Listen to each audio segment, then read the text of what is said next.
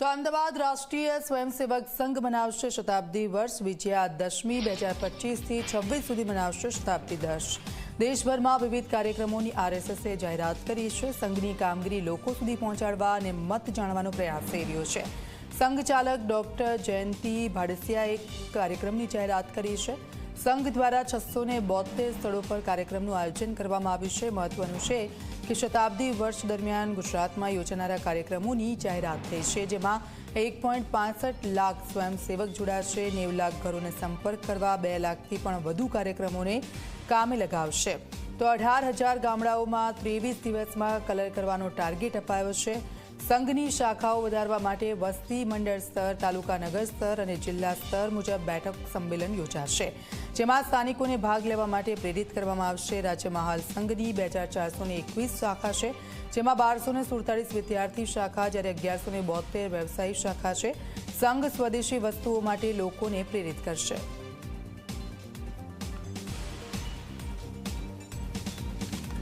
વિજયાદશમીનો ઉત્સવ એ સંઘની સ્થાપનાનો દિન હોવાથી એક મહત્વનો ઉત્સવ રહેવાનો છે। સમગ્ર દેશની અંદર એવી એક અપેક્ષા છે અને ગોઠવણી પણ છે કે બધા જ તાલુકા અને બધા જ નગરો સુધી આ વિજયાદશમીનો ઉત્સવ ઉજવાય। સંઘની જ્યાં સક્રિય શક્તિ વધારે છે ત્યાં મંડળો સુધી, એટલે 3, 4, 5 ગામોના સમૂહ સુધી, કેટલાય નગરોની અંદર એના ભાગ પાડ્યા હોય તો એના ઉપનગર સુધી કે તાલુકાના ઉપખંડો સુધી આ વિજયાદશમીનો ઉત્સવ ઉજવાશે।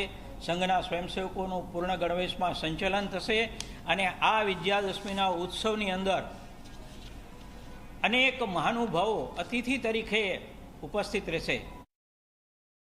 સંઘ દ્વારા 672 સ્થળો પર કાર્યક્રમનું આયોજન કરવામાં આવ્યું છે। સ્વયંસેવક સંઘ મનાવશે શતાબ્દી વર્ષ। કાર્યકરો છે તેમને અલગ અલગ જવાબદારી સોંપવામાં આવી છે। 2025થી 26 સુધી શતાબ્દી વર્ષ યોજાશે।